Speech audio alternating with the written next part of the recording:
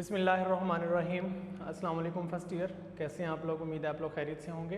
बेटा आज का हमारा टॉपिक ऑफ डिस्कशन है Graham's law of fusion and diffusion. Previous topic में हमने डिफ्यूजन और फ्यूजन को डिस्कस किया था। What is mean by diffusion?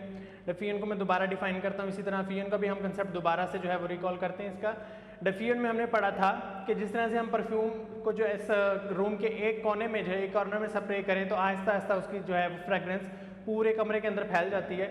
इसी तरह से जब टायर पंक्चर होता है तो उसमें से हवा जो है वो एकदम बाहर नहीं निकल जाती, वन बाय वन निकलती है। ये प्रोसेस है डिफ्यूजन के फ्यूजन के।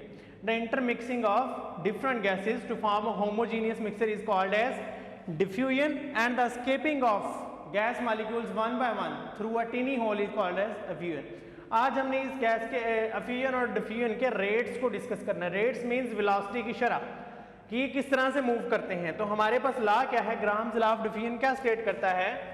ग्राहम्स लॉ ऑफ, मैं पहले डेफिनेशन लिख देता हूं, Graham's law of diffusion and fusion, diffusion and fusion states that, क्या स्टेट करता है जी? The rate of diffusion and fusion, यानी कि इनके मूवमेंट की बात हम कर रहे हैं, वेलोसिटी की बात कर रहे हैं। The rate of diffusion and fusion is inversely proportional, किसके inversely proportional? Is inversely proportional to the square root of their densities. जो डेंसिटीज होंगी उनके स्क्वायर रूट के इनवर्सली प्रोपोर्शनल होगा rate of diffusion and fusion of any gas. यहां पे any gas भी लिख लें। Rate of fusion and diffusion is inversely proportional to the square root of the densities of their gases. अगर हम इसकी मैथमेटिकल फॉर्म लिखें तो हमारे पास बनता है जी रेट ऑफ फ्यूजन या डिफ्यूजन को मैं जस्ट, आप फ्यूजन लिखेंगे तो ई एफ को लिखेंगे। अगर आप इस डिफ्यूजन लिखना चाह रहे हैं तो आप डी आई डबल एफ लिखेंगे। लेकिन वी विल टॉक जनरली, हम जनरली बात करेंगे, इसलिए मैं जस्ट आर से ही शो कर रहा हूं। अंडरस्टूड बात है कि हम जो है वो फ्यूजन और डिफ्यूजन दोनों की कलेक्टिवली बात कर रहे हैं। Rate is inversely proportional to the square root of their densities. ठीक है बेटा, देखें जी, ये हमारे पास स्टेटमेंट को हमने मैथमेटिकल फॉर्म में लिख लिया। अगर हम इसका प्रोपोर्शनैलिटी कांस्टेंट खत्म करें तो simply R is equal to K over D inversely proportional. ठीक है, अब अगर आप DF को इस साइड पे लेके आते हैं और K हमारे पास क्या हो जाएगा? R multiply by D square root is equal to K। Equation number 1। ठीक है, या इसे इक्वेशन नंबर 1 कर लें और इसे इक्वेशन नंबर 2 कर लें। ये हमारे पास क्या हो गया?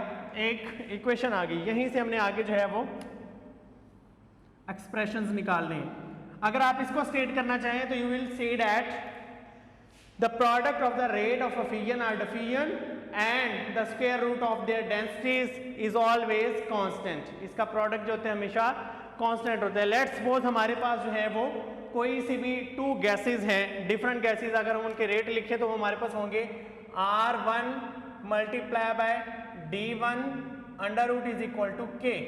Equation number 3।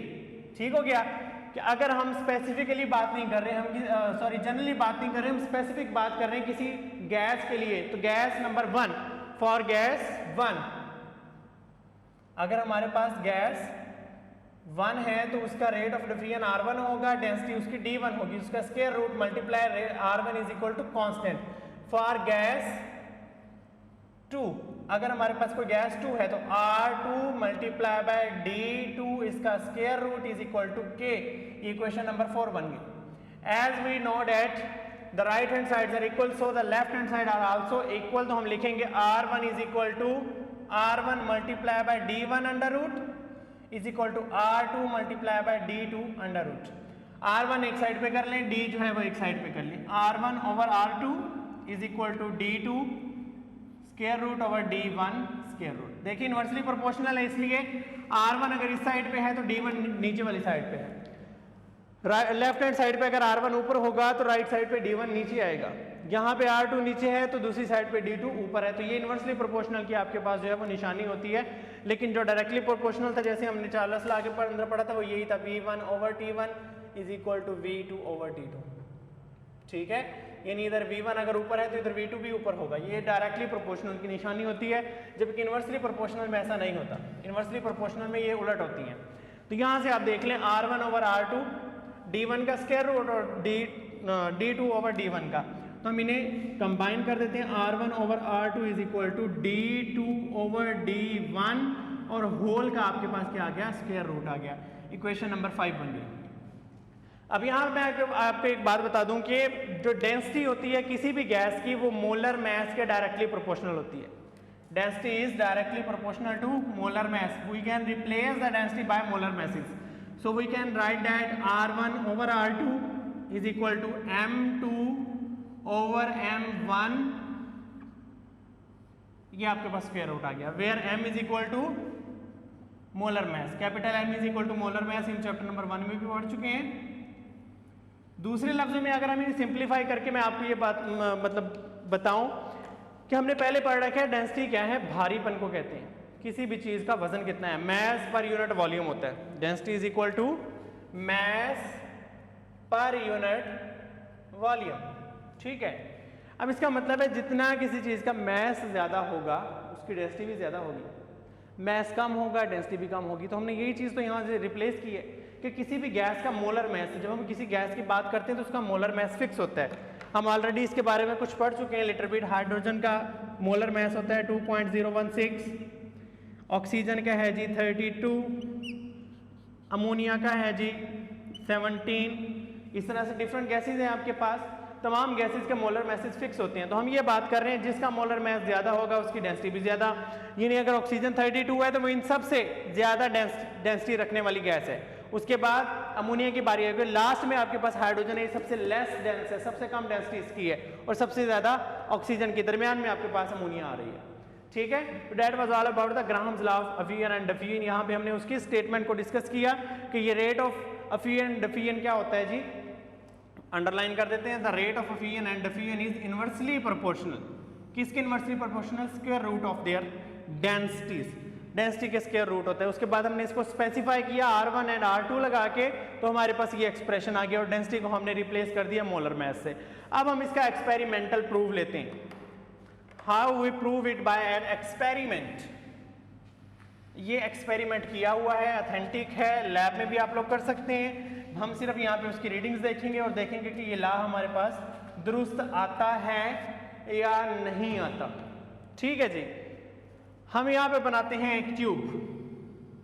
ये ट्यूब है, ठीक है। इस साइड पे हमने कॉटन लगाई और यहां से हाइड्रोजन गैस को एंटर किया। इस साइड पे हमने कौन सी चीज लगाई? सॉरी, HCl को हमने यहां से एंटर किया, HCl, और यहां से हमने अमोनिया गैस को एंटर किया। अब अमोनिया का आप मोलर मास देख लें। अमोनिया है 14 + 3 17 ग्राम पर मोल। अमोनिया का मोलर मास क्या होता है? 17 ग्राम पर मोल। और HCl का कितना होगा? 36.5 ग्राम्स पर मोल। ठीक है जी, 36.5 ग्राम्स पर मोल। अब आप देख लें कौन सी स्पीशीज ज्यादा डेंस है। इसका 36 है और इसका 17। ये है मोर डेंस या हायर डेंसिटी हो सकती है। इसकी डेंसिटी क्या है? लोअर डेंसिटी है। जब हम इन्हें मूव करवाएंगे तो जिनकी डेंसिटी कम है, देखें बेटा, जिसका वेट कम होगा वो ज्यादा जल्दी भागेगा। जिसका वेट बहुत ज्यादा, जो एक फ्लफी और मोटा आदमी होता है, उसे ज्यादा नहीं दौड़ा जाता। ठीक है, तो ये गैस ज्यादा मूव कर सकती है as compare to HCl gas. जब ये मूव करेंगी, मैं यहाँ पे इक्वेशन लिख देता हूँ, NH3 + HCl। जब ये आपस में मिलते हैं तो NH4Cl बनाते हैं। अब हमने ये देखना है कि NH4Cl कहाँ बना। जब यहाँ से NH3 गैस को एंटर किया, यहाँ से हमने HCl गैस को एंटर किया, तो यहाँ पे आके करीब हमारे पास जो है वो ग्रीन कलर बनना शुरू हो गया। ग्रीन कलर किसका है? वो NH4Cl का है। इसके फ्यूम्स बन रहे हैं। ठीक है, फ्यूम्स ऑफ NH4 Cl यहाँ पे बनेंगे। उसके बाद हमने क्या किया, यहाँ से यहाँ तक डिस्टेंस मेजर कर लिया, HCl का डिस्टेंस, और यहाँ से यहाँ तक NH3 का डिस्टेंस आएगा। तो जब हमने डिस्टेंस मेजर किया, HCl मूव करता है 40.5 centimetre, while NH3 moves 59.5 centimetre. ठीक है, ये टोटल 100 सेंटीमीटर की ट्यूब थी, 100 सेंटीमीटर की हमने ट्यूब ली थी, जिसमें से 59.5 सेंटीमीटर जो है अमोनिया ने मूव किया, और उसके बाद 40.5 जो है वो किसने मूव किया, HCl ने मूव किया। तो इससे हमारे पास ये जाहिर हो गया कि जो गैस ज्यादा डेंसिटी रखती है, HCl हाइड्रोजन क्लोराइड गैस ज्यादा डेंसिटी रखती है, उसने कम मूव किया है, और जिसकी डेंसिटी कम थी उसने ज्यादा मूव किया। अब इन चीजों को अगर हम वहां पे पुट कर दें तो हमारे पास ये वैल्यू आ जाएगी। R1 कितना है जी, रेट ऑफ डिफिजन किसका, अगर हम यहाँ पे लिखें RHCl और नीचे लिखें RNH3, तो यहाँ पे MNH3 आ जाएगा, और ये आ जाएगा आपके पास HCl। यहाँ पे उनके मोलर मास पुट करें, और यहाँ पे उनकी वेलोसिटीज जो हमने फाइंड की हैं। R ऑफ HCl यानी रेट ऑफ हाइड्रोजन क्लोराइड हमारे पास था 40.5 और 59.5 अमोनिया का मोलर मास 17 और इसका 36.5, और यहाँ पे हमने इसका स्क्वायर रूट ले लिया। अब इसको अगर आप सॉल्व करेंगे तो आंसर आपके पास जो है वो बराबर आएगा, दोनों का आंसर बराबर होगा। आई थिंक 1.36 इतना आंसर आता है इसका दोनों तरफ। तो इसका मतलब है कि R1 over R2 is always equal to the square root of the densities, ratio of the densities. ठीक है, D2 ओवर D1 इसका स्क्वायर रूट लेंगे, या M2 over M1 molar mass की अगर बात कर लें तो भी आपके पास यही इक्वेशन होगी। ठीक है जी, उसके बाद हमारा ये टॉपिक का जो ग्राम लॉ हमने जो है वो डिस्कस करना था वो कंप्लीट हो गया। 3 स्केल्स हैं थर्मोमीटर के जो हमने लास्ट टाइम छोड़े थे, चार्ल्स लॉ और एब्सोल्यूट जीरो के बाद उसका टॉपिक था। वो एक छोटा सा टॉपिक है, मैं उसको भी डिस्कस करना चाहूँगा ताकि वो टॉपिक भी आपका रहना जाए, उसको भी हम डिस्कस कर लें। तो हमने आपने नोट किया होगा कि जहाँ भी हमने न्यूमेरिकल्स किए हमने टेम्परेचर को केल्विन में चेंज किया था। अगर हमारे पास डिग्री सेल्सियस में टेम्परेचर है, we have to change them in the Kelvin. तो कैसे केल्विन में चेंज करते हैं, और इसके अलावा डिग्री सेल्सियस और केल्विन का आपस में रिलेशन क्या है, डिग्री सेल्सियस और फ़ारेनहाइट का आपने टेम्परेचर सुना होगा। देखिए यहाँ पे हमारे पास एटमॉस्फेयर में आजकल टेम्परेचर जो है 45, 46 इतना पहुँच रहा है, 48 तक भी पहुँच जाता है। इतना टेम्परेचर पहुँचता है तो हमारी जान निकलने लग जाती है कि भाई इतना टेम्परेचर हो गया, बहुत ज़्यादा गर्मी है। लेकिन जब हम डॉक्टर को चेक करवाने जाते हैं, डॉक्टर तो कहता है कि आपको 101 बुखार है, 102 बुखार है। तो ये क्या मतलब, फिर हमारी बॉडी के अंदर आग क्यों नहीं लग गई, इतना टेम्परेचर या हम बॉयल क्यों नहीं हो गए। बेटा यूनिट्स का डिफरेंस है। जब आप फीवर अपना मेजर करवाते हैं वो फ़ारेनहाइट यूनिट के अंदर होता है, डिग्री फ़ारेनहाइट के अंदर, ठीक है। और जब आप अपना जो एटमॉस्फेयर का टेम्परेचर मेजर करते हैं वो डिग्री सेल्सियस के अंदर होता है, ठीक है। और जो हम यहाँ पे न्यूमेरिकल करेंगे वो केल्विन के अंदर होंगे। तो इन तीनों टेम्परेचर स्केल्स को हम अपनी रोज़मर्रा ज़िंदगी के मतलब रूटीन में वर्क में यूज़ करते हैं, और इसके बारे में हमें पता होना चाहिए कि हम किस तरह से इसको कन्वर्ट करेंगे। तो हमारे पास टॉपिक है जी स्केल्स ऑफ थर्मोमीट्री। टॉपिक का नाम है स्केल्स ऑफ थर्मोमीट्री। थर्मो कहते हैं टेम्परेचर को, और मीट्री टू मेजर, यानी टेम्परेचर मेजर करने के scales. There are 3 scales of measuring the temperature. सबसे पहला स्केल आपके पास है जी फ़ारेनहाइट स्केल, ये सबसे पुराना है।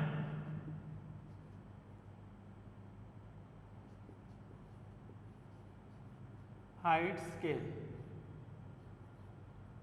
और इसको हम डिग्री फ़ारेनहाइट से शो करते हैं। दूसरा है जी सेल्सियस स्केल, या डिग्री सेंटीग्रेड भी इसे बोलते हैं, और इसके लिए हम डिग्री सेंटीग्रेड का यूनिट लगाएंगे। और थर्ड नंबर पे हमारे पास है जी केल्विन स्केल,